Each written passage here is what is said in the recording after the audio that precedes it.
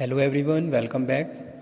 आज हम डिस्कस करेंगे फंडामेंटल ऑफ मैनेजमेंट में प्रिंसिपल्स ऑफ ऑर्गेनाइजिंग और elements of organization structure.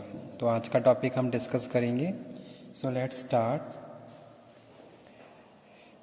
Principles of organizing में हम बात करेंगे, डिस्कस करेंगे unity of objective, unity of command, span of management, specialization, continuity, efficiency, balance, coordination, facilitation of leadership, clear define authority and responsibility, departmentalization, centralization and decentralization, और last है formalization. ठीक है, तो ये सारे क्या है, प्रिंसिपल्स हैं ऑर्गेनाइजिंग, किसी भी ऑर्गेनाइजेशन स्ट्रक्चर के लिए, या फिर हम एज अ एलिमेंट भी इसको डिस्कस कर सकते हैं।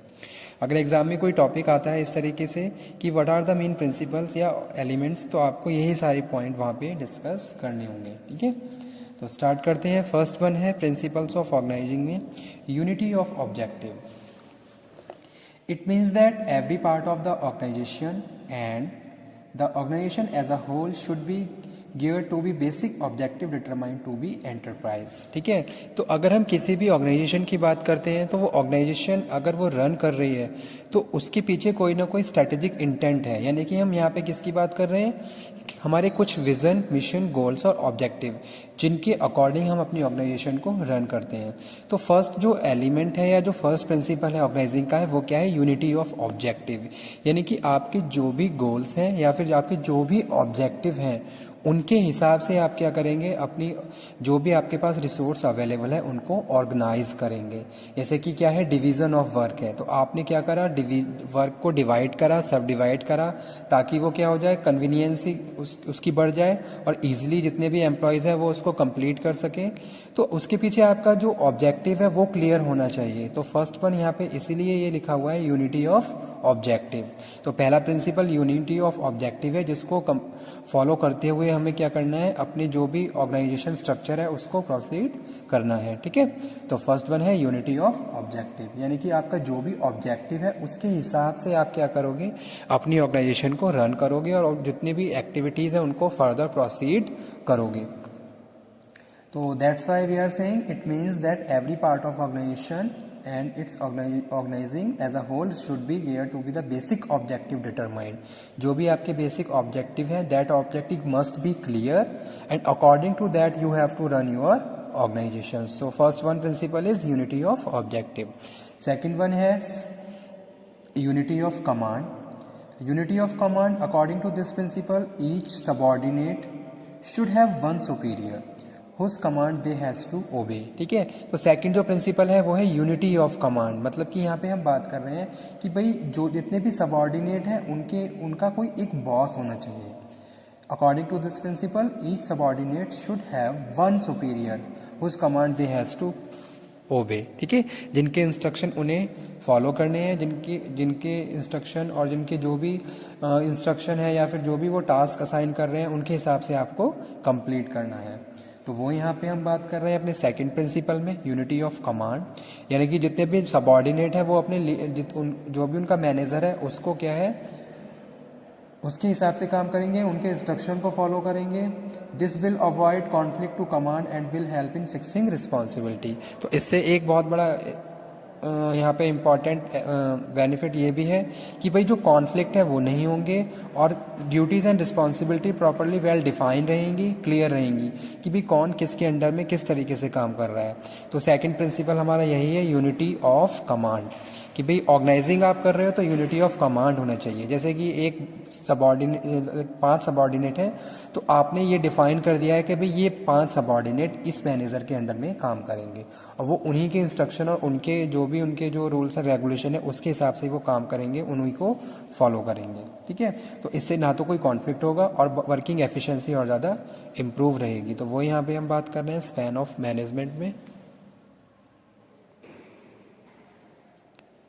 सॉरी यूनिटी ऑफ कमांड में। उसके बाद जो थर्ड प्रिंसिपल है वो span of management. Manager can directly supervise only a limited number of executives. तो यहाँ पे हम बात कर रहे हैं स्पैन ऑफ मैनेजमेंट। अब यहाँ पे अगर आपके अंडर में बहुत सारे लोग काम कर रहे हैं तो वो लिमिटेड होने चाहिए। ऐसा नहीं है कि एक मैनेजर के अंडर में बहुत सारे लोग काम कर रहे हैं। ठीक है, इस हिसाब से आपको ऑर्गेनाइजिंग करनी है कि आप सब जितने भी आपके अंदर आपके साथ जितने भी सबऑर्डिनेट या जितने भी आपके फॉलोवर्स हैं, आप सबको कंट्रोल कर सको, सबको सुपरवाइज कर सको, सब पे फोकस कर सको। तो जो स्पैन ऑफ मैनेजमेंट प्रिंसिपल है वो यही कहता है, a manager can directly supervise only a limited number of executives, hence it is necessary to have a proper number of executive answer to the top manager. A maximum of 6 may be prescribed for this purpose. ठीक है, तो ज़्यादा से ज़्यादा 6 लोग काम कर सकते हैं, तो वो यहाँ पे प्रिस्क्राइब रूल दिया हुआ है किसमें, स्पैन ऑफ मैनेजमेंट में, कि भाई मैं एक एज अ लीडर काम कर रहा हूँ तो मेरे अंडर में क्या है, कुछ लिमिटेड फॉलोवर्स ही होंगे। ऐसा नहीं है कि मेरे अंडर में बहुत सारे लोग काम कर रहे हैं। जैसे कि एक प्रोडक्शन डिपार्टमेंट होता है, तो प्रोडक्शन डिपार्टमेंट में अलग बहुत सारे सब डिपार्टमेंट्स होते हैं। तो वो सब डिपार्टमेंट्स में क्या है, अलग अलग सुपरवाइजर्स होते हैं जो अपने जितने भी उनके वर्कर्स हैं उनको सुपरवाइज करते हैं।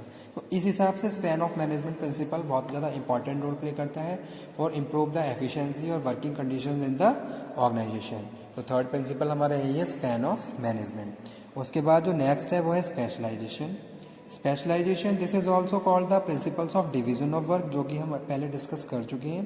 तो डिवीजन ऑफ वर्क में हम बात कर रहे हैं, this means to efficient breakup on the enterprise activity into various department. यानी आपने क्या करा, जितनी भी आपकी एक्टिविटीज़ हैं उनको सब डिवाइड कर दिया, और आप क्या कर रहे हो, डिवाइड करके जो भी जिस भी टाइप के लोग आपके पास अवेलेबल हैं, यानी कि एम्प्लॉयज़ हैं, आपने उनके इंटरेस्ट के हिसाब से उनको टास्क असाइन किया। तो वो यहाँ पे हम बात कर रहे हैं, इस तरीके से क्या हो रहा है, स्पेशलाइजेशन लीड हो रहा है। तो वो यहाँ पे हम बात कर रहे हैं as a specialization. The purpose is to fix up the right man on the right job, जो हम कंप्लीट कर पा रहे हैं, and avoid waste of time and material and resources. ठीक है, तो यहाँ पे हम टाइम वेस्ट नहीं हो रहा है, कोई मटेरियल वेस्ट नहीं हो रहा है, और जो भी हमारे पास रिसोर्स है उनको हम एफिशिएंटली यूज़ कर पा रहे हैं। तो किसकी थ्रू, स्पेशलाइजेशन। यानी कि स्पेशलाइजेशन होना चाहिए, डिवीज़न ऑफ वर्क होना चाहिए, ताकि राइट पर्सन राइट जॉब कर सके और कोई भी वेस्टेज ना हो। ठीक है, उसके बाद जो नेक्स्ट प्रिंसिपल है वो है कंटिन्यूटी। कंटिन्यूटी में हम बात कर रहे हैं, organization is a continuing process.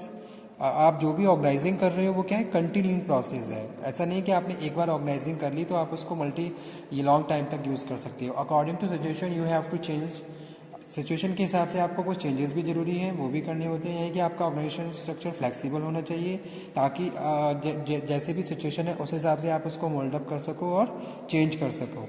Every now then there are some changes, and in some cases of the repeated activities continue.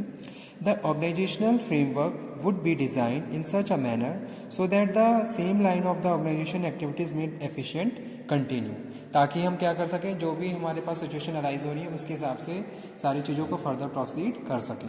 तो कंटिन्यूटी भी क्या है, मोस्ट इंपॉर्टेंट फंक्शन है या प्रिंसिपल है किसका, ऑर्गेनाइजिंग का, या एलिमेंट भी हम इसको एज अ डिस्कस कर सकें।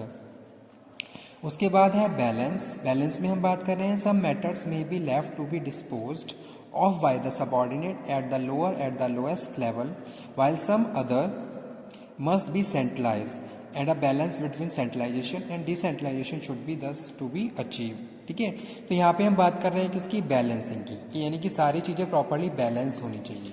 आप ऐसा नहीं है कि आपने क्या करा, आपने एम्प्लॉयज़ को बैलेंस कर लिया, लेकिन आप अपनी ऑर्गेनाइजेशन के जो भी रिक्वायरमेंट है उनको कंप्लीट नहीं कर पा रहे हो। ठीक है, जैसे हमारे पास कुछ फाइनेंशियल रिसोर्स प्रॉपर नहीं है, तो आप जो भी आपके पास अवेलेबल रिसोर्स हैं उन्हीं में ही आप क्या करोगे, अपने डे टू डे टारगेट्स को, एक्टिविटीज़ को फर्दर प्रोसीड करोगे।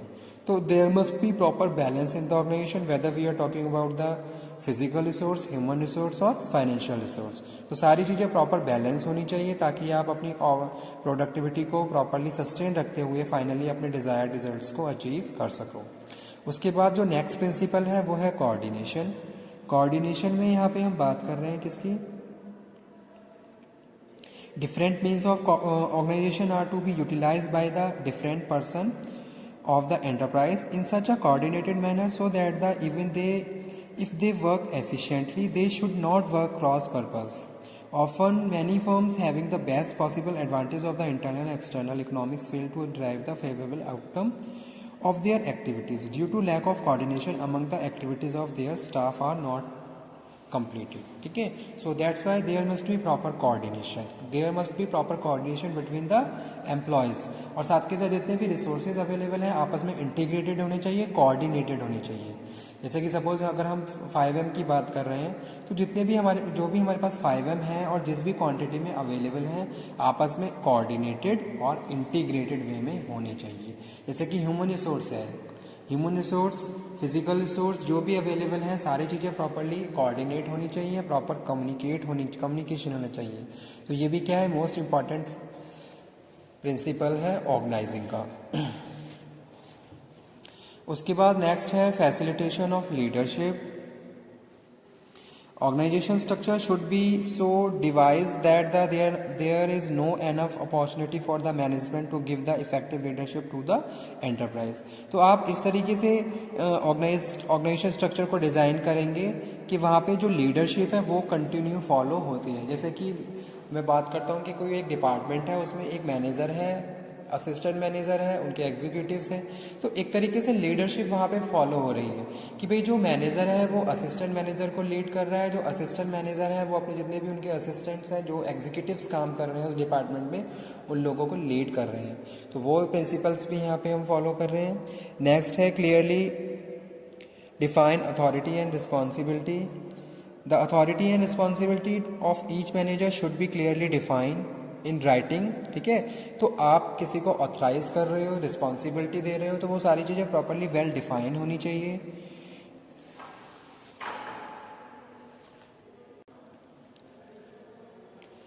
Clearly define authority and responsibility. So in the writing way you have to clearly define about the authority and responsibility. He know that the expected of him, उसे जो भी आप manager है उसकी authority responsibility आप well define करेंगे ताकि उसे पता चले कि उसे करना क्या है, क्या चीज़ उसके अंडर में है, क्या क्या उसकी पावर्स में है और किस तरीके से वो अपनी पावर को यूज़ करते हुए फाइनली अपने जो भी उनके डे टू डे टारगेट्स हैं उनको अचीव कर सकता है. Okay, so that's why we are saying about this principle will be well defined to the authorize person. अगर आप किसी को रिस्पॉन्सिबिलिटी दे रहे हो तो आप उसको अथॉरिटी भी दोगे, अगर आप किसी को ऑथराइज कर रहे हो तो वहाँ पे रिस्पॉन्सिबिलिटी भी होनी चाहिए. ठीक है, कि भाई आपने किसी को ऑथराइज किया लेकिन आपने कोई रिस्पॉन्सिबिलिटी असाइन नहीं करी उस टाइम, तो उस केस में अथॉरिटी का कोई भी इंपॉर्टेंट रोल प्ले नहीं होगा. तो इसलिए अथॉरिटी एंड रिस्पॉन्सिबिलिटी को existing at the same time. Okay, so this principle is very important in the business organization. उसके बाद जो नेक्स्ट है वो है डिपार्टमेंटलाइजेशन. डिपार्टमेंटलाइजेशन में यहाँ पे हम बात कर रहे हैं किसकी,